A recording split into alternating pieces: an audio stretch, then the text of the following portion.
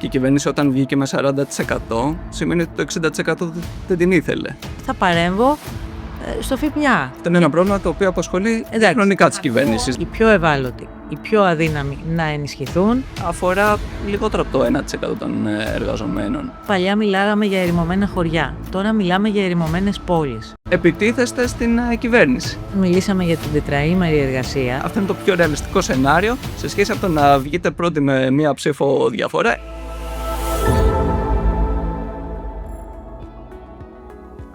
Σε αυτό το επεισόδιο της θέσης θα μιλήσουμε για το ΠΑΣΟΚ και τους 5 λόγους για τους οποίους φαίνεται να αποτυγχάνει στο ρόλο της αντιπολίτευσης.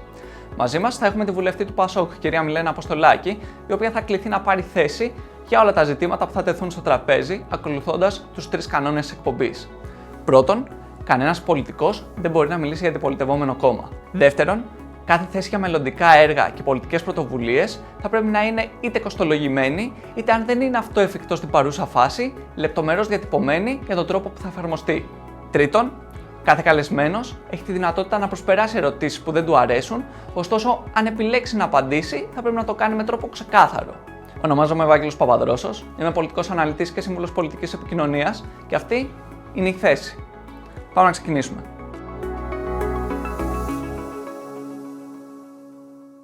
Από τις αρχές του 2016, 3 χρόνια πριν αναλάβει την κυβέρνηση η Νέα Δημοκρατία, μέχρι και σήμερα το κυβερνών κόμμα δεν έχει χάσει την πρώτη θέση στις δημοσκοπήσεις ούτε μία φορά. Αν και το κυβερνητικό αφήγημα εστιάζει στην ανταμοιβή για την καλή δουλειά, η πραγματικότητα είναι λίγο διαφορετική. Αγοραστική δύναμη στον πάτο της Ευρωπαϊκής Ένωσης, στεγαστική κρίση, σκάνδαλα υποκλοπών και ο ΠΚΠ. Τέμπη και φυγή επιστημονικού προσωπικού στο εξωτερικό θα έπρεπε να είναι κάτι παραπάνω από αρκετά για να ρίξει δημοσκοπικά τη Νέα Δημοκρατία τουλάχιστον στη δεύτερη θέση. Αυτό όχι μόνο δεν έχει συμβεί, αλλά παρά την αισθητή δημοσκοπική πτώση, η κυβέρνηση διατηρεί ένα προβάδισμα σχεδόν διπλάσιο από το δεύτερο κόμμα. Για να μπορέσετε να καταλάβετε το μέγεθος της αποτυχίας αντιπολίτευσης και πόσο μάλλον του ΠΑΣΟΚ που έπαιζε μόνο του μέχρι να εμφανιστεί ο κύριος Τσίπρας, αρκεί να σας πω πως από το 1976 που γίνονται επίσημες δημοσκοπήσεις, αυτό δεν έχει συμβεί ούτε μία φορά αυτά τα 50 χρόνια. Η θέση μου για το ΠΑΣΟΚ ως αξιωματική αντιπολίτευση είναι η εξής. Υπάρχουν 5 βασικοί λόγοι που το ΠΑΣΟΚ δεν μπορεί να κοιτάξει δημοσκοπικά στα μάτια την κυβέρνηση, ενώ την ώρα που γυρίζεται αυτό το επεισόδιο έχει χάσει και τη δεύτερη θέση από το νέο κόμμα του Άλεξη Τσίπρα, για το οποίο θα γίνει ξεχωριστό επεισόδιο στο μέλλον. Ο πρώτος λόγος είναι η ασαφής ταυτότητα. Το ΠΑΣΟΚ έχει απομακρυνθεί από την ιστορική του ταυτότητα και ταυτόχρονα από τους ψηφοφόρους που είχαν ταυτιστεί με αυτή. Από ένα κόμμα με σαφή κοινωνικό προσανατολισμό και σχέδιο για ευρωπαϊκό εξυγχρονισμό, έχει μετατραπεί σε κόμμα που επιδίδεται σε στήρα αντιπολίτευση χωρίς ένα ξεκάθαρο μήνυμα. Αυτό φάνηκε ξεκάθαρα σε 2 περιπτώσεις. Η πρώτη είναι η άρνηση στήριξη του δικού του παιδιού, του Γιάννη Στουρνάρα, για την Τράπεζα της Ελλάδος. Μια επιλογή τεχνοκρατικού φιλοευρωπαϊκού προφίλ που ένα κόμμα με ρίζες στον εξυγχρονισμό του Σιμίτη θα στήριζε φυσιολογικά. Η δεύτερη και πιο συμβολική αφορά τα ιδιωτικά πανεπιστήμια. Το Μαρτίο του 2024 το ΠΑΣΟΚ καταψήφισε επί της αρχής ένα νόμο που αποτελούσε πάγια θέση υπέρ των μη κρατικών και μη κερδοσκοπικών πανεπιστημίων από την εποχή του Γεώργιου Παπανδρέου. Όλα αυτά απλώς για να έρθει σε σύγκρουση με την κυβέρνηση. Αντιπολίτευση και την αντιπολίτευση. Ο δεύτερος λόγος είναι η μονοθεματικότητα. Από το 2022 μέχρι και σήμερα, το μεγαλύτερο μέρος της προβεβλημένης κοινοβουλευτικής δραστηριότητας του κόμματος περιστρέφεται γύρω από τις υποκλοπές. Ένα θέμα που δίχως αμφιβολία είναι σημαντικό. Ωστόσο, είναι να αναρωτιέται κανείς αν το ΠΑΣΟΚ θα έδινε τόσο μεγάλη σημασία στο ζήτημα αν δεν αφορούσε προσωπικά τον πρόεδρό του. Από τον Μάρτιο μέχρι και τον Ιούνιο του 2026, που οι υποκλοπές ήρθαν ξανά στο προσκήνιο μετά τις νομικές εξελίξεις, την πρόταση για νέα εξεταστική και καταγγελίες για θεσμική εκτροπή και παρακράτος, θα περίμενε κανείς πως το ΠΑΣΟΚ θα είχε κάποια δημοσκοπική άνοδο. Ωστόσο, όχι μόνο δεν ανέβηκε, αλλά οι πολίτες έδειξαν πως ακόμα και στο θέμα των υποκλοπών, στο οποίο έχει επενδύσει το κόμμα της αξιωματικής αντιπολίτευσης, δεν πείθονται από το κόμμα του κ. Ανδρουλάκη και έτσι επήλθε περαιτέρω πτώση. Ο τρίτος λόγος είναι η συστηματική επίθεση στις δημοσκοπήσεις. Αντί το ΠΑΣΟΚ να τις μελετήσει και να κατανοήσει τους λόγους που βρίσκεται μεταξύ φθοράς και αυθαρσίας, η επίσημη γραμμή του κόμματος παρουσιάζει τις μετρήσεις όχι ως μια αποτύπωση της πραγματικότητας, αλλά ως εργαλείο συγκεκριμένων παραγόντων που επιχειρούν να σύρουν το κόμμα σε τεχνητά σενάρια προς όφελος αλλότριων συμφερόντων. Με τον ίδιο τον κύριο Ανδρουλάκη να προαναγγέλει κλιμάκωση της κριτικής προς τις εταιρείες δημοσκοπήσεων. Μια στάση που όχι μόνο δεν τον δικαιώνει, αλλά πλέον στρέφει εναντίον του και τα βέλη και των πιο ουδέτερων πολιτικών αναλυτών και στατιστικολόγων, οι οποίοι ασκούν σκληρή κριτική για αυτή τη στάση του ΠΑΣΟΚ. Πάμε στον τέταρτο λόγο, ο οποίος είναι η δυσπιστία απέναντι στο πρόγραμμα του Πασόκ. Ακόμα και αν θεωρήσουμε πως ο κόσμος γνωρίζει το περιεχόμενο του προγράμματος, για το οποίο πολύ αμφιβάλλω, υπάρχουν σημεία που δημιουργούν αρκετά ερωτήματα. Εγώ θα σταθώ επιγραμματικά σε δύο βασικά πράγματα. Πρώτον, σχεδόν όλες οι θέσεις είναι αόριστες. Όσο και αν έψαξα, δεν βρήκα λεπτομέρειες για τον τρόπο που θα υλοποιηθούν οι δεσμεύσεις αυτές, το κόστος τους και το χρονοδιάγραμμα της εφαρμογής τους. Στην ουσία, είναι μια λίστα με ευχές παρά προγραμματικό σχεδιασμός. Δεύτερον, το Πασόκ αφιερώνει το μεγαλύτερο μέρος του κειμένου στους λόγους που η Νέα Δημοκρατία δεν κάνει καλά τη δουλειά της. Το ξαναλέω. Στο επίσημο πρόγραμμα του κόμματος αξιωματικής αντιπολίτευσης δεν εξηγείται ο τρόπος υλοποίησης των δεσμεύσεων, δεν υπάρχει κοστολόγηση και δεν υπάρχει χρονοδιάγραμμα. Αντί όλων αυτών, αυτό που βρίσκει κανείς εκεί είναι κριτική στην κυβέρνηση. Αυτό με οδηγεί στο συμπέρασμα πως ούτε οι ίδιοι ξέρουν πώς να το υλοποιήσουν. Και τέλος, ο πέμπτος λόγος για την εικόνα του Πασόκ είναι ο ίδιος ο πρόεδρός του. Η Real Polls πετρά συστηματικά το υποθετικό σενάριο αν κάθε κόμμα είχε άλλο αρχηγό, πώς θα τα πήγαινε. Στη πιο πρόσφατη μέτρηση, αυτή του Απριλίου, το Πασόκ χωρίς Ανδρουλάκη εκτινάσεται στο 17,5% από το 10,4% στην πρόθεση ψήφου. Μία αύξηση άνω του 70%. Την ίδια ώρα που η Νέα Δημοκρατία χωρίς τον Μητσοτάκη χάνει σχεδόν μία μονάδα. Δείγμα ισχυρού κομματικού πυρήνα γύρω από τον πρόεδρό της.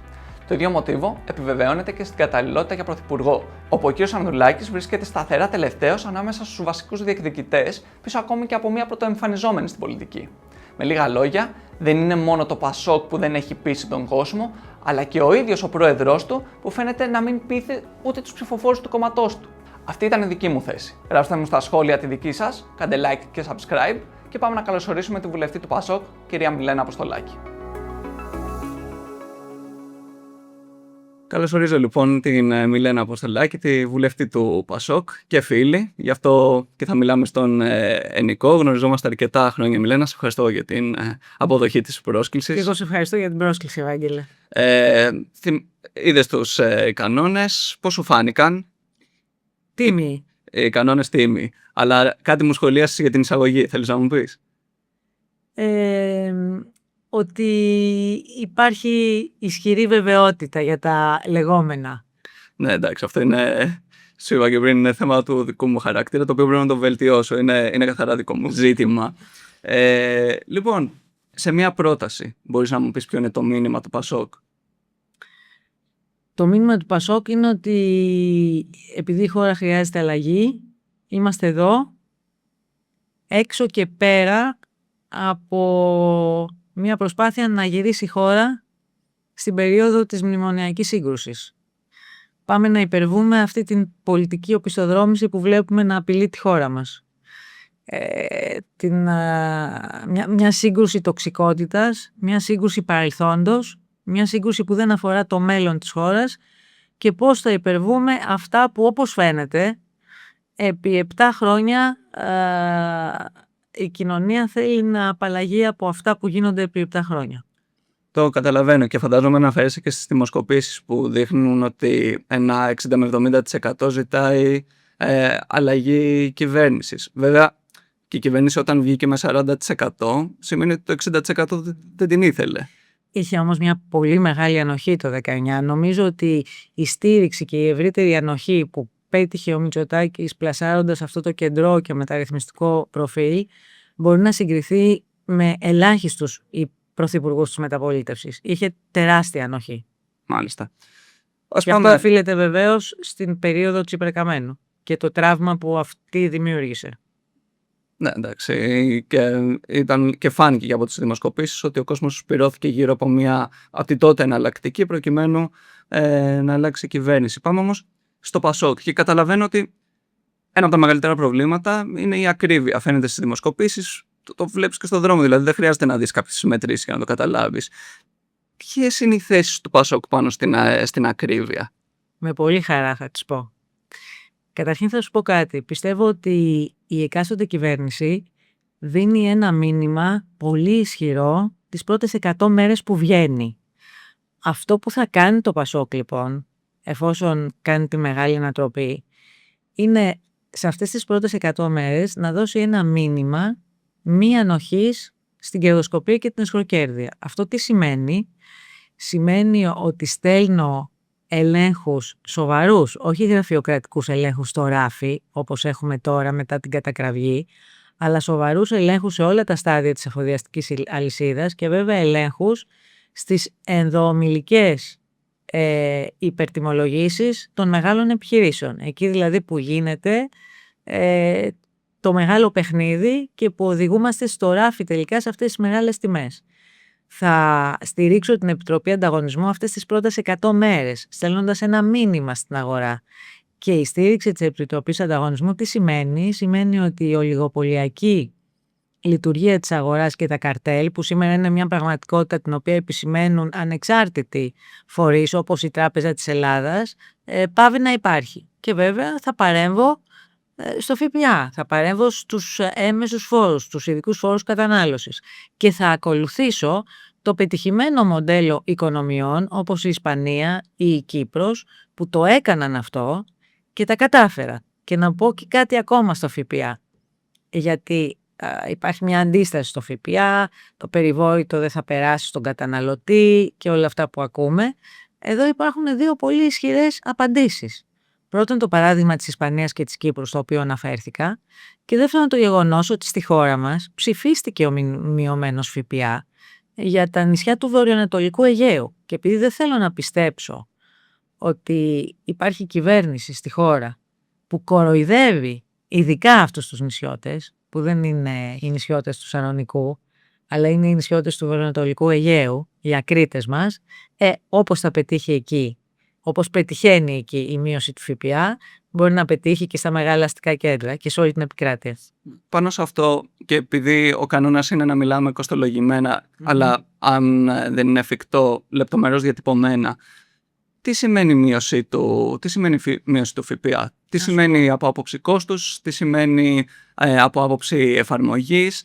Μου είπες κιόλας για το παράδειγμα της Ισπανίας και της Κύπρου, συγκεκριμένα για την Ισπανία. Εγώ έχω ακούσει από την κυβέρνηση ότι δεν έχει πετύχει, δεν έχει περάσει τον καταναλωτή. Ναι. Δεν ξέρω τι ισχύει. Οι εκθέσεις του Κεντρικού Τραπεζίτη της Ισπανίας δεν λένε αυτό, λένε το αντίθετο. Εγώ θα σου πω ότι η μείωση του ΦΠΑ στο 6% για το ρύζι, τις πατάτες και το αλεύρι σημαίνει 150 εκατομμύρια. Και αυτό μπορεί να το αντέξει η εθνική οικονομία. Τα οποία 150 εκατομμύρια δεν θα φέρουν πολλαπλασιαστικά θετικά αποτελέσματα. Δηλαδή θα τονώσουν την αγοραστική δύναμη της ελληνικής κοινωνίας που σήμερα είναι η τελευταία στην Ευρωπαϊκή Ένωση. Τώρα, το από πού θα τα βρούμε, μα μιλάμε για μια οικονομία η οποία έχει θηριώδη υπερπλεονάσματα. Άρα για τέτοιου είδους ποσά, όπως είναι για παράδειγμα τα 150 εκατομμύρια ή άλλα ποσά που θα σου πω αναλόγως με τις ερωτήσεις που θα μου κάνεις, δεν τίθεται θέμα που θα τα βρούμε. Θα μπορούσα να σου απαντήσω ότι θα τα βρούμε από τα 8,5 δισεκατομμύρια που η χώρα έχει με τις απευθείας αναθέσεις. Αλλά επειδή δεν θέλω να μιλήσω με αναφορά σε κόμματα της αντιπολίτευσης και προκειμένου στην κυβέρνηση, παρόλα αυτά εδώ έχουμε ένα τεράστιο κόστος από την αδιαφάνεια και από τη διαφθορά.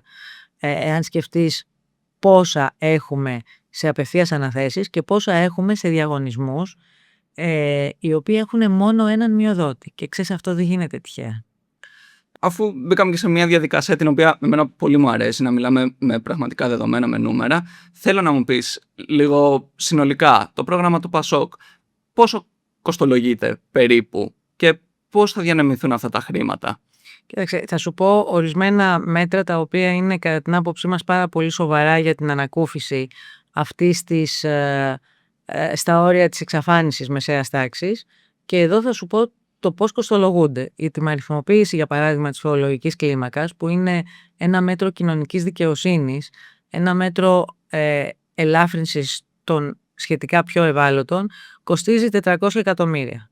Θα σου πω επίσης ότι το νέο ΕΚΑΣ για 350.000 συνταξιούχους, το οποίο είναι μια δέσμευση του ΠΑΣΟΚ, κοστίζει 540 εκατομμύρια, και η εισφορά αλληλεγγύης που αφορά 750.000 συνταξιούχους κοστίζουν 180 εκατομμύρια.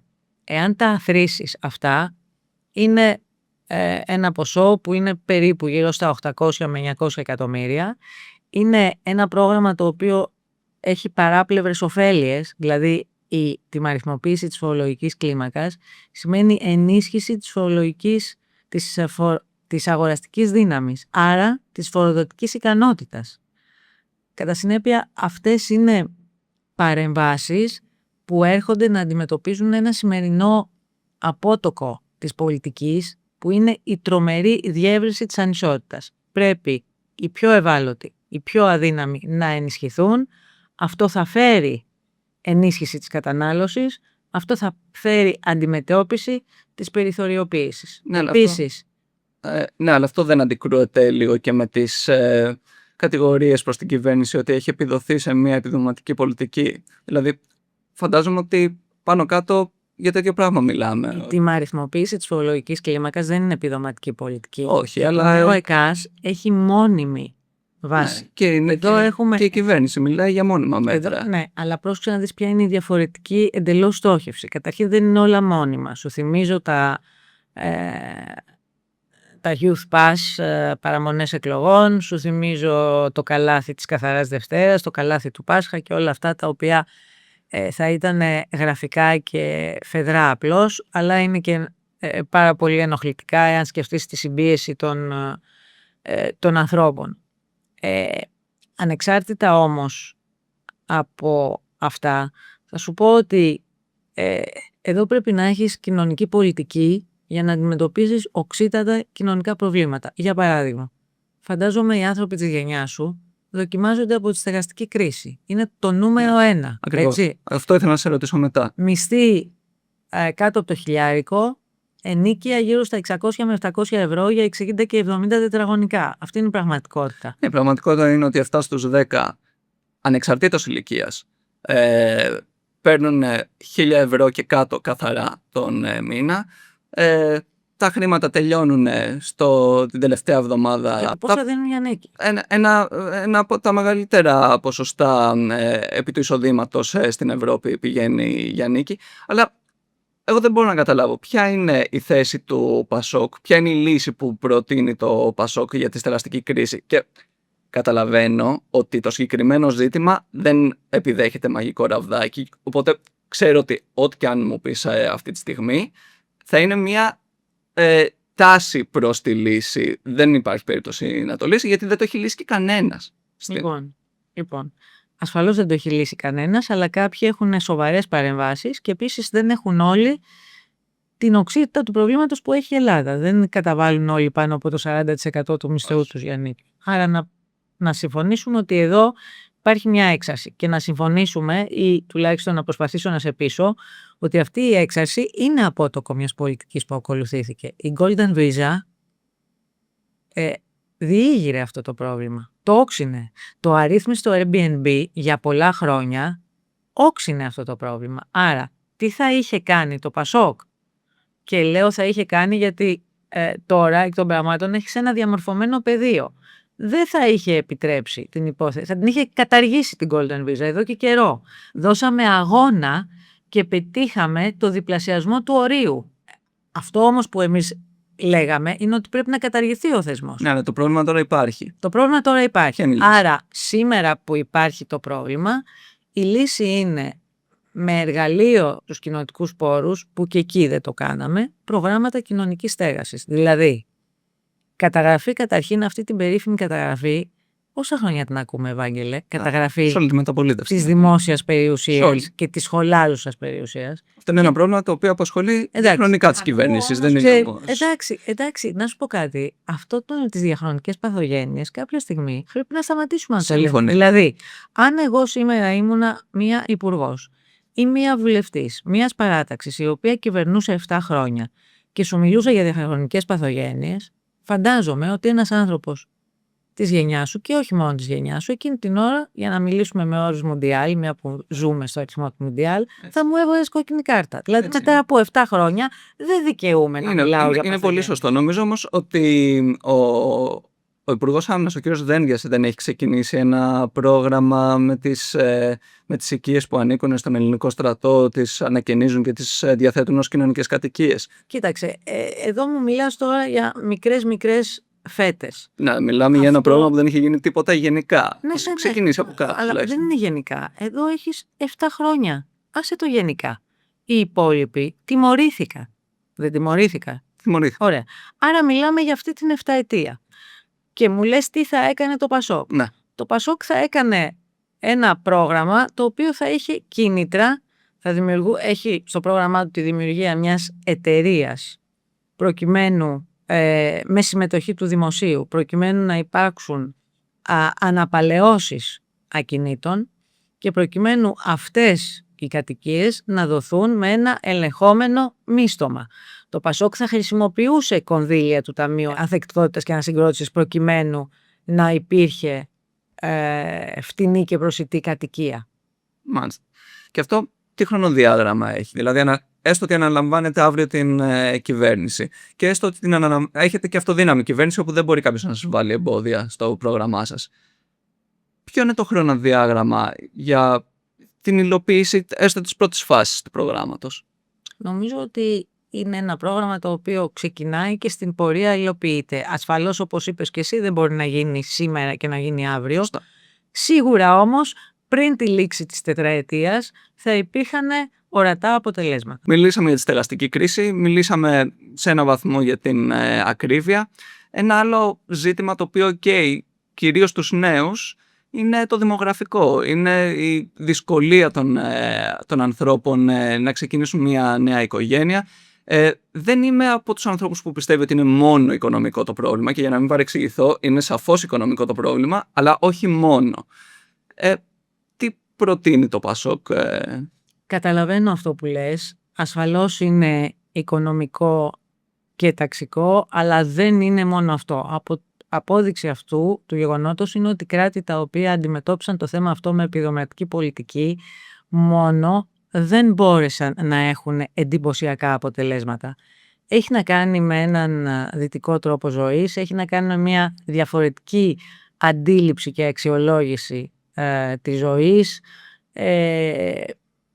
Είναι σύνθετο. Όμως, στην Ελλάδα έχουμε κάποιους παράγοντες που κάνουν το πρόβλημα εκρηκτικό και αναφέρομαι στην ερημοποίηση της περιφέρειας. Ξέρεις, Ευάγγελε, επειδή ταξιδεύω πολύ στην περιφέρεια, σε περιοδίες, είναι τρομακτικό. Ξέρεις, παλιά μιλάγαμε για ερημωμένα χωριά, τώρα μιλάμε για ερημωμένες πόλεις. Έχω πάει σε πρωτεύουσες νομών και στις 9 η ώρα είναι η πόλη φάντασμα. Δεν κυκλοφορεί κανείς. Παλιά υπήρχαν. Πόσο μάλλον νέοι άνθρωποι. Πόσο μάλλον νέοι άνθρωποι. Δεν υπάρχουν καφενεία, δεν υπάρχει τίποτα πια. Υπάρχει κάποιο σχέδιο του Πασόκ προκειμένου να αρχίσει να αλλάζει αυτή η εικόνα? Λοιπόν, να σε πάω τώρα στον πρωτογενή τομέα και να στο συνδέσω με αυτό. Ωραία. Γιατί είναι μια μεγάλη υπόθεση αυτή, δηλαδή το πώς μειώνεται ο ενεργός αγροτικός πληθυσμός και πώς αυτό έχει αντίκτυπο και στην ερημοποίηση της περιφέρειας και στο δημογραφικό. Στην Ελλάδα ο κλήρος είναι μικρός και αυτό κάνει το αγροτικό εισόδημα ελάχιστα ανταγωνιστικό. Θα έπρεπε η χώρα να έχει ένα εκτεταμένο πρόγραμμα αναδασμών, ένα εκτεταμένο πρόγραμμα χρήσεων γης, κινήτρων σε ιδιώτες, αλλά και παραχώρησης δημόσιων γεών προκειμένου να είναι καλλιεργήσιμες. Δεν έγινε τίποτα από όλα αυτά. Αυτό θα ήταν ένας παράγοντας. Ένας επίσης δεύτερος παράγοντας θα ήταν η διαφάνεια και η αντιμετώπιση αυτής της δυσοδείας του ΟΠΕΚΕΜΠΕ, που σίγουρα έδιωξε πολλούς ανθρώπους από τη γη. Σου λέω ότι το πρόγραμμα των νέων αγροτών, για παράδειγμα, είχε κάτω από το 1/3 συμμετοχή και πιστεύω ότι αυτή η δυσοσμία και αυτές οι ανατριχιαστικές αποκαλύψεις έπαιξαν ρόλο στο να αποθαρρύνουν νέους ανθρώπους και να πούνε εντάξει, εμείς δεν έχουμε μέλλον εδώ πέρα, αφού δεν ανήκουμε σε έναν εσμό, είμαστε αποκλεισμένοι. Άρα το ένα κομμάτι το συνδέω με τον αγροτικό τομέα και την ενδυνάμωση του Άρα η δικιά σας θέση είναι ότι μέσα από τον αγροτικό τομέα, τέλος πάντων ένα κομμάτι της επιστροφής του κόσμου στην επαρχία είναι ο αγροτικός τομέας, ο οποίος θέλει ανασύνταξη τουλάχιστον. Ναι, είναι ένα σοβαρό κομμάτι. Από εκεί και πέρα στο δημογραφικό έχουμε μιλήσει για την στήριξη της οικογένειας με συγκεκριμένα επιδόματα και βεβαίως κυρίως, γιατί σου είπα ότι τα επιδόματα δεν μπορούν να αντιμετωπίσουν το πρόβλημα. Το πρόβλημα έχει να κάνει με έναν υποστηρικτικό μηχανισμό γύρω από την οικογένεια. Και αυτό συνδέεται, για παράδειγμα, με τα εργασιακά. Να αναφερθούμε σε ένα επίκαιρο νομίζω θέμα. Όταν μιλήσαμε για την τετραήμερη εργασία, χωρίς μείωση αποδοχών, ακούσαμε διάφορα, από το ότι θα κλείσουν τα μανάβικα και τα κομμωτήρια μέχρι οτιδήποτε άλλο. Η τετραήμερη εργασία, Ευάγγελη, όπως φυσικά αντιλαμβάνεσαι, καταρχήν αφορά μια πρόταση που στηρίζεται σε μια εκούσια αποδοχή. Αφορά μεγάλες επιχειρήσεις και κυρίως αφορά επιχειρήσεις έντασης διανοίας και όχι έντασης εργασίας. Και γι' αυτό το λόγο άλλωστε είδαμε τις προηγούμενες μέρες ότι από τον ΟΤΕ υπήρξε η εξαγγελία ενός τέτοιου προγράμματος. Πώς αυτό, θα μου πει, συνδέεται με το δημογραφικό? Συνδέεται με τη συμφιλίωση προσωπικής και επαγγελματικής ζωής, που είναι ένα μεγάλο πρόβλημα. Ναι, βέβαια, ως προς το 32ωρο και αφού έδωσε και τις αναλυτικότερα τις εξηγήσεις του το Πασόκ για το τι ακριβώς εννοούσε, εγώ συνειδητοποίησα ότι αφορά λιγότερο από το 1% των εργαζομένων. Δεν νομίζω ότι είναι κάποιο μέτρο το οποίο θα μπορούσε να ωφελήσει την πλειονότητα. Δεν ξέρω πώς βγάζεις αυτό το στοιχείο, δεν είμαι έτοιμη να Το συγκεκριμένο στοιχείο έχει να κάνει με το γεγονός ότι μιλάμε για εθελούσια, όπως είπαμε, ενέργεια από την μεριά των εργοδοτών. Αναφέρεται σε μεγαλομεσαίες επιχειρήσεις, όπου είναι η συντριπτική μειονότητα των επιχειρήσεων στην Ελλάδα. Όχι ως προς το προσωπικό που απασχολούν. Μιλάμε όμως και για ένα μέτρο το οποίο έχει να κάνει με νοητική εργασία. Ναι.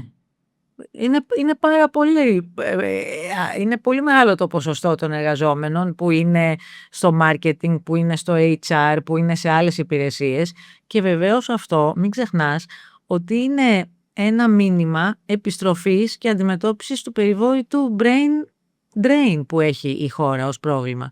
Δηλαδή το να έχεις επιχειρήσεις οι οποίες μπαίνουν σε αυτό γιατί έχουν και ήδη κέρδος. Δηλαδή αντίστοιχα έχω να σου πω στοιχεία από την Μεγάλη Βρετανία ή από άλλες χώρες που το εφάρμοσαν αυτό πιλωτικά, και το 89% των επιχειρήσεων που μπήκαν στο πρόγραμμα παρέμειναν. Και γιατί παρέμειναν? Γιατί ήταν ανταποδοτικό ως προς την αύξηση της παραγωγικότητας της εργασίας. Και εμείς, ξέρεις, στην παραγωγικότητα της εργασίας είμαστε πάρα πολύ χαμηλά.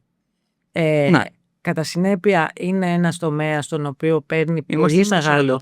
3% του ευρωπαϊκού μεσόωρου συγκεκριμένα. Ναι. Είναι λοιπόν ένας τομέας στο οποίο και τις επιχειρήσεις τις ενδιαφέρει να ανέβουν. Αλλά για να καταλάβω, μου λες ότι θα επιδοτήσετε? Όχι, δεν θα επιδοτήσετε. Είναι δικό μου λάθος, εγώ κατάλαβα λάθος. Όχι, δεν θα επιδοτήσουμε. Θα νομοθετήσουμε όμως γύρω από αυτό το πλαίσιο, ούτως ώστε και να υπάρχει ένα ασφαλές πλαίσιο και για τον εργοδότη. Και από τη στιγμή, ξέρεις, που νομοθετείς, στέλνεις και ένα μήνυμα ενθάρρυνσης, μέσα ενδεχομένως και από άλλα κίνητρα τα οποία μπορείς να ακολουθήσεις. Και με τον τρόπο αυτό, η συμφιλίωση της προσωπικής με την επαγγελματική ζωή είναι βασικός παράγοντας για να έχεις την ενθάρρυνση της οικογένειας και της δημιουργίας παιδιών σε έναν δυτικό τρόπο ζωής που έχει πια άλλες προτεραιότητες. Ναι. Το πρόγραμμα του Πασόκ μου αποδεικνύει ότι ενδεχομένως να έχει και νούμερα, δηλαδή είδες στην εισαγωγή μου, και σε αυτό το φταίξιμο μάλλον θα το πάρει το Πασόκ που στο διαδίκτυο δεν έχει αριθμούς. Δηλαδή εγώ προσπάθησα να κάνω την έρευνά μου για την συζήτησή μας. Okay. Θα τους πω να το διορθώσουν. Ναι, δεν είναι, γιατί προφανώς δεν είναι μόνο για κάποιον που θα πάρει μια συνέντευξη από έναν πολιτικό ή για την αντιπολίτευση να ασκήσει κριτική. Είναι και για τον κόσμο τον οποίο προσπαθείτε να προσεγγίσετε και να του δείξετε ότι έχετε μια εναλλακτική. Γιατί τουλάχιστον από τα επίσημα κανάλια του Πασόκ δεν βρήκα πουθενά αριθμούς, αλλά αυτό που βρήκα και μου έκανε πολύ κακή εντύπωση, το είπα και νωρίτερα, είναι ότι αντί να έχετε αριθμούς, αντί να έχετε χρονοδιαγράμματα, αντί να έχετε το πρόγραμμα με λεπτομέρειες, στο πρόγραμμά σας επιτίθεστε στην κυβέρνηση. Ναι, το άκουσα αυτό στην εισαγωγή σου και εδώ έχω αντίλογο, πρέπει να σου πω. Παρακαλώ. Και ποιος είναι ο αντίλογος μου? χρεώνει στο Πασόκ ότι κάνει κριτική συνέχεια στη Νέα Δημοκρατία, χωρίς να έχει προτάσεις. Εγώ εδώ έχω να σου αντιτάξω μια τεράστια γκάμα προτάσεων, μέρος των οποίων, υπό την τεράστια αντιπολιτευτική πίεση του Πασόκ, αλλά κυρίως θα σου έλεγα, υπό την γενική κατακραυγή και τις δημοσκοπήσεις, που είναι ένα καμπανάκι, υιοθετήθηκαν από το Πασόκ. Για παράδειγμα, ιδιωτικό χρέος και κόκκινα δάνεια, καταχρηστική λειτουργία των τραπεζών. Ποιος είναι αυτός που πίεζε και σήμερα, Ευάγγελε, όταν πηγαίνεις να πληρώσεις τη ΔΕΗ ή τον ΟΤΕ, δεν βάζεις 50 λεπτά όπως έβαζες μέχρι πριν από λίγους μήνες, επειδή το Πασόκ το έφερνε και το ξανάφερνε και το ξανάφερνε? Είναι μια πάρα πολύ σημαντική πρωτοβουλία και συγχαρητήρια στο Πασόκ που έπαιρνε. Δεύτερο, να σου πω κι άλλο. Ναι. Ασφαλιστήρια συμβόλαια όλων αυτών των ανθρώπων που τα πληρώνουν για 20 και 30 χρόνια, γιατί μπήκαν σε ισόβια ασφαλιστήρια, με στόχο όταν φτάσουν στα 70 τους και τα έχουν περισσότερο ανάγκη, γιατί αρχίζουν να έχουν προβλήματα υγείας και χρειάζονται περίθαλψη, να αναγκάζονται σήμερα, επειδή το τοπίο είναι σκοπίμως και με πονηριά αρρύθμιστο προς όφελος των ασφαλιστικών εταιριών. Ποιος είναι αυτός που με τις συνεχείς παρεμβάσεις στη Βουλή ανάγκασε και να καταργηθεί ο δείκτης του ΙΟΒΕ και να πάρουν σε μια νύχτα πίσω τις αυξήσεις του 14% και να τις μειώσουν στο 50%. Άρα δεν νομίζω ότι το Πασόκ κάνει τέτοιου είδους αντιπολίτευση. Πριν από λίγο σου αναφέρθηκα στο διπλασιασμό του ορίου για την Golden Visa. Αυτό τι ήτανε? Αυτό ήταν η διαρκής κοινοβουλευτική πίεση του Πασόκ στην Ολομέλεια, στις επιτροπές, που ζητούσε κατάργηση και που απέναντι στο εκρηκτικό πρόβλημα των ενοικίων αναγκάστηκαν να το μειώσουν. Επίσης, χρεώνει στο Πασόκ μονοθεματικότητα για τις αποκλοπές. Ναι, η αλήθεια είναι ότι... Πώς είναι δυνατόν να υπάρχει μονοθεματικότητα όταν μέσα σε 3 λεπτά σου ανέφερα όλα αυτά τα πράγματα? Ναι, εντάξει, φαντάζομαι ότι σε 7 χρόνια θα είχατε αρκετό χρόνο να μιλήσετε και για άλλα πράγματα, αλλά... Άρα δεν υπάρχει μονοθεματικότητα. Μονοθεματικότητα πηγάζει από το γεγονός ότι ο κόσμος αυτό που αντιλαμβάνεται και έχει ως εικόνα για το Πασόκ, τουλάχιστον από όσο έχω ρωτήσει εγώ, από όσο έχω κάνει τη δικιά μου έρευνα, είναι ότι εστιάζει κυρίως στο θέμα του Predator και των υποκλοπών, το οποίο είναι σοβαρό θέμα, έτσι. Είναι ένα θέμα το οποίο επηρεάζει θεσμούς, επηρεάζει την δικαιοσύνη την ίδια, ίσως και τη δημοκρατία την ίδια. Παρ' όλα αυτά, φαίνεται ότι το Πασόκ παλεύει μόνο του σε αυτό το ζήτημα, ή, για να το θέσω καλύτερα, παλεύει κυρίως για το συγκεκριμένο ζήτημα, και οι δημοσκοπήσεις, όταν άρχισαν οι υποκλοπές να είναι το κεντρικό ζήτημα της επικαιρότητας, έδειξαν ότι το Πασόκ δεν κερδίζει από εκεί πέρα. Κοίταξε, προφανώς είναι ένα τεράστιο ζήτημα, όπως επισημαίνεις. Μπορεί να μην θεωρούμε ότι επηρεάζει την τσέπη μας, αλλά είναι ένα ζήτημα δημοκρατίας και τα ζητήματα θεσμών και κράτους δικαίου δεν μπορεί παρά να μας απασχολούν όλους. Δεν συμφωνώ όμως, ακούω αυτό που μου λες, ακούω ότι καταλογίζεται αυτή η μονοθεματικότητα. Εδώ πρέπει να σου πω ότι ενώ δεν μου αρέσει ποτέ για τα δικά μας προβλήματα να δείχνω άλλους, ούτε είμαι ένας άνθρωπος που αμφισβητώ είτε μετρήσει ή οτιδήποτε άλλο, εδώ θέλω να σου πω ότι επειδή το ζήτημα των υποκλοπών είναι ένα ζήτημα με το οποίο η κυβέρνηση είναι με την πλάτη στον τοίχο και χωρίς το παραμικρό ισχυρό επιχείρημα, προσβάλλει την νοημοσύνη του ελληνικού λαού, υπάρχει μια ενορχιστρωμένη προπαγανδιστική κατεύθυνση σε ένα τομέα που η κυβέρνηση υπερτερεί, δηλαδή την... Το σεβείς στον πρώτο κανόνα μου, ναι. Έχεις δίκιο. Θέλω να πω ότι αυτό το επιχείρημα περί μονοθεματικότητας το ακούω μεν, αλλά θεωρώ ότι σε ένα μεγάλο βαθμό είναι κατασκευασμένο, και θεωρώ ότι είναι σε ένα μεγάλο βαθμό κατασκευασμένο γιατί μέσα σε λίγη ώρα που συνομιλούμε σου μίλησα για πάρα πολλές πρωτοβουλίες του Πασόκ, και αν έχουμε χρόνο θα μπορούσα να σου αναφέρω πάρα πολλές άλλες. Θέλω να μιλήσουμε λίγο για το μέλλον του προγράμματος. Τι θέλω να πω?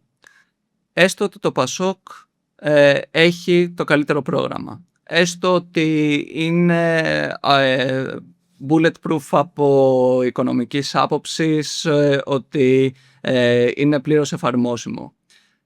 Αν το Πασόκ δεν κυβερνήσει, θα το θέσω διαφορετικά.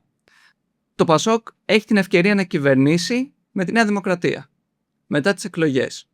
Είναι ο μόνος τρόπος ώστε το πρόγραμμα αυτό, σε οποιαδήποτε μορφή του,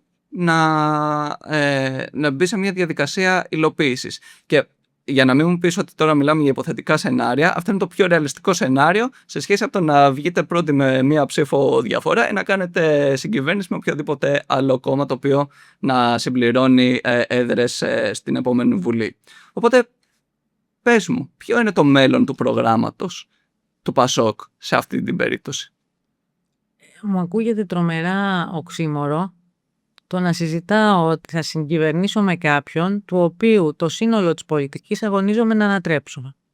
Άρα αυτό το σενάριο στο οποίο αναφέρεσαι, το οποίο ενδεχομένως οι δημοσκοπήσεις σήμερα να του δίνουν μια υποθετική δυνατότητα. Δηλαδή είναι το ένα κόμμα πρώτο, το άλλο είναι δεύτερο, δεν συγκεντρώνει τις απαραίτητες έδρες για να υπάρχει δεδηλωμένη. Όμως δεν συγκεντρώνεται η βασική πολιτική προϋπόθεση μιας ιδεολογικής πολιτικής συγγένειας και όσμωσης. Ό,τι έγινε το 12-15 έγινε γιατί υπήρξε μια έκτακτη συνθήκη, δραματική συνθήκη, που αφορούσε την εθνική επιβίωση, που αφορούσε την παραμονή της χώρας σε έναν εθνικό στόχο, όπως είναι ο ευρωπαϊκός προσανατολισμός, που αφορούσε στοιχεία σοβαρά για την πορεία του έθνους. Το Πασόκ έκανε μια κατάθεση ευθύνης με τρομερό τίμημα, το οποίο ακόμα πληρώνεται και το οποίο κάποιοι χρησιμοποίησαν για να αμφισβητήσουν την ιδεολογική και πολιτική του ταυτότητα, στοιχεία δηλαδή του DNA του. Νομίζω ότι προσπάθησαν να το κάνουν αυτό, προσπάθησαν να το υποκαταστήσουν. Είναι βέβαιο ότι δεν το κατάφεραν, αλλά αν κλείσω την παρένθεση και επανέλθω στην πρότασή σου, είναι οξύμορη, αντιφατική και σε καμία περίπτωση δεν μπορεί να συμβεί αυτό. Ναι, απλώς εμένα με απασχολεί κάτι άλλο σε σχέση με αυτό. Με απασχολεί το ενδεχόμενο της ακυβερνησίας. Και όπως και εσύ μου είπες ότι ταξιδεύεις αρκετά, έτσι και εγώ προσπαθώ όσο μπορώ να ταξιδεύω. Έχω πάει σε χώρες οι οποίες, για παράδειγμα το Βέλγιο, η Ολλανδία, οι οποίες είχαν ακυβερνησία μήνες. Νομίζω το Βέλγιο μπορεί να ήταν κοντά στον χρόνο. Δεν θυμάμαι καλά, πάντως ήταν αρκετά μεγάλο διάστημα. Και λειτουργούσαν ρολόι. Είμαι σίγουρος ότι η Ελλάδα δεν μπορεί να το κάνει αυτό. Ναι. Και θεωρώ ότι ένα από τα μεγαλύτερα και τα πιο καταστροφικά σενάρια το οποίο θα μπορούσε να έχει η χώρα την επόμενη μέρα των εκλογών είναι η ακυβερνησία. Θα μπορούσα να σου απαντήσω με κλισέ. Οι δημοκρατίες δεν έχουν αδιέξοδο κτλ. Δεν είναι κακό κλισέ αυτό. Θέλω να τα αποφεύγω. Αντιλαμβάνομαι αυτόν τον φόβο. Πρέπει να σου πω ότι βλέπω με εντύπωση ότι αυτές οι μετρήσεις της κοινής γνώμης που τώρα δημοσιεύονται σοριδών, μια που σε λίγο θα σταματήσουν λόγω καλοκαιριού, έχουν ένα εντυπωσιακό έβριμα ανάμεσα στο δίλημμα σταθερότητα ή ακυβερνησία και το ζήτημα το δίπολο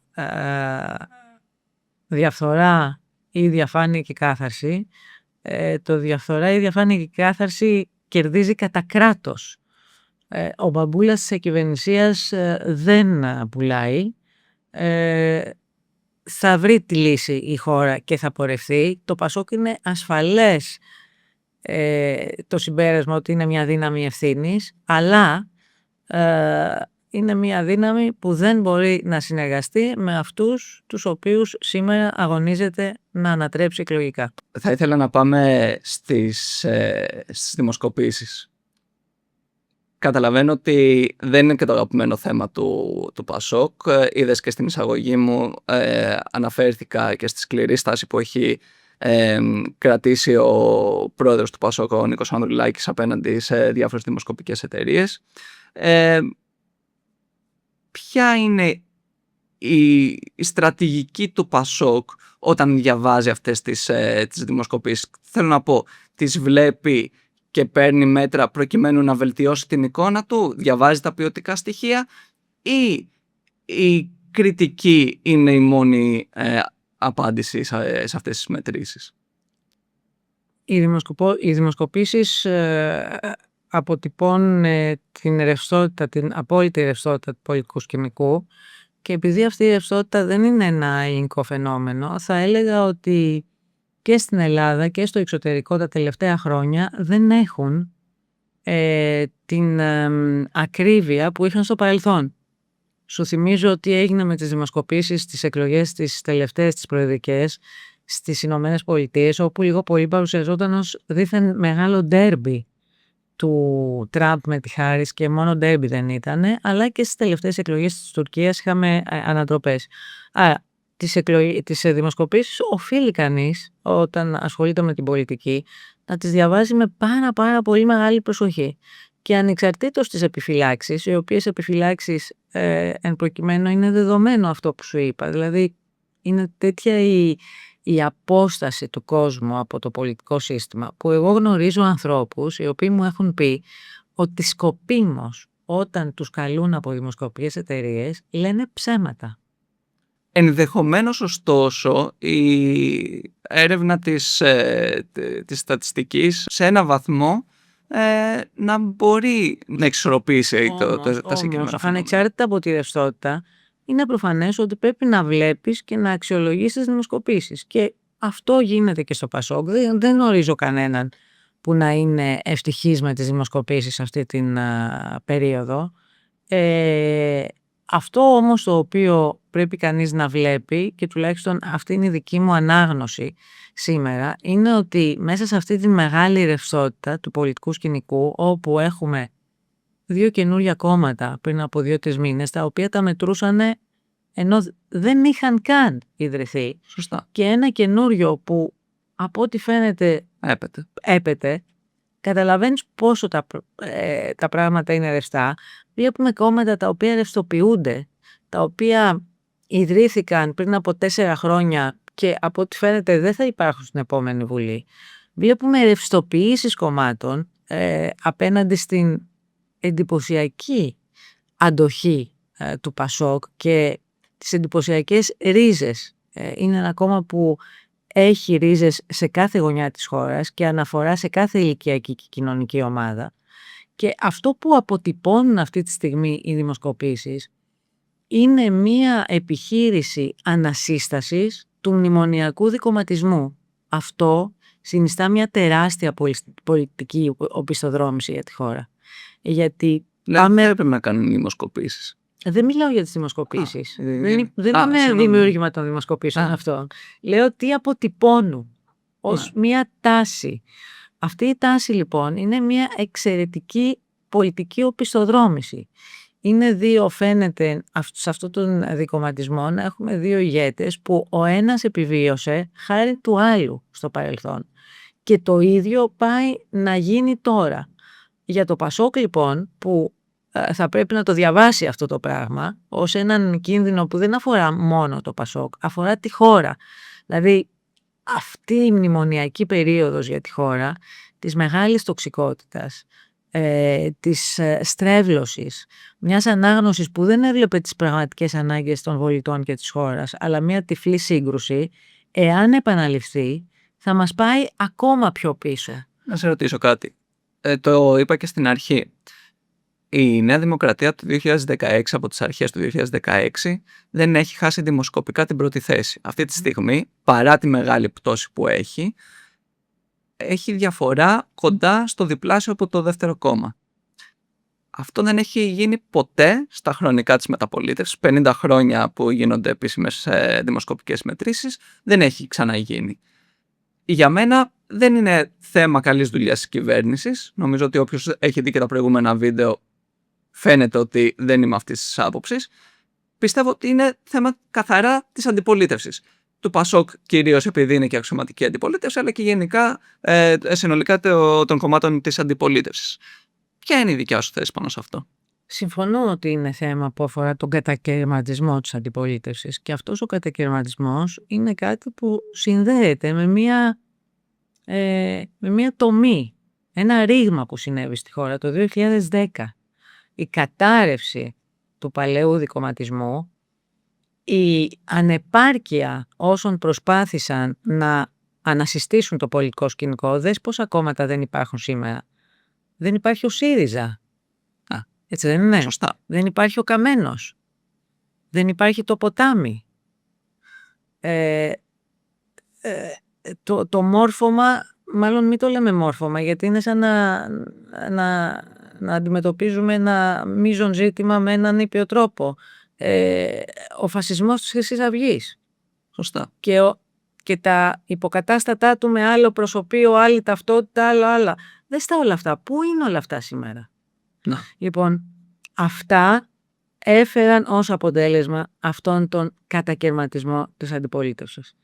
Και αυτό εξακολουθεί να υπάρχει. Υπάρχει λοιπόν μια τεράστια ανάγκη αυτή τη στιγμή στην κοινωνία να μπορέσει ο χώρος αυτός, ο χώρος που κωδικοποιημένα οι παλαιότερες γενιές τον έλεγαν η δημοκρατική παράταξη. Η παράταξη απέναντι σε αυτό που στην Ελλάδα παραδοσιακά είναι η δεξιά, η συντηρητική παράταξη. Αυτό που έκανε ο Ανδρέας Παπανδρέου το 1974, ενώνοντας ένα χώρο, ομογενοποιώντας ένα χώρο που δεν ήταν το κέντρο, ήταν κάτι πολύ ευρύτερο από το κέντρο. Σωστά. Και ήρθε να ανοίξει αυτή την αγκαλιά και να δημιουργήσει αυτό το σπίτι, μέσα από το οποίο εκφράστηκαν πολύ πλατιά κοινωνικά στρώματα. Είναι ένα στίχημα αυτό το πράγμα να ξαναγίνει, όχι για το Πασόκ, για την κοινωνία. Χρειάζεται έκφραση αυτός ο χώρος, γιατί είναι η πιο ευάλωτη.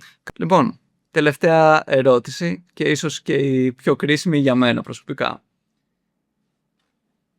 Είσαι βουλευτής του Πασόκ, κατεβαίνεις στον βόρειο τομέα Αθηνών. Σε λιγότερο από ένα χρόνο, όποτε και αν γίνουν οι εκλογές, θα ζητήσεις την ψήφο του κόσμου. Γιατί λοιπόν ο Έλληνας πολίτης να ψηφίσει Μιλένα Αποστολάκη? Γιατί αυτά που λέει τα πιστεύει.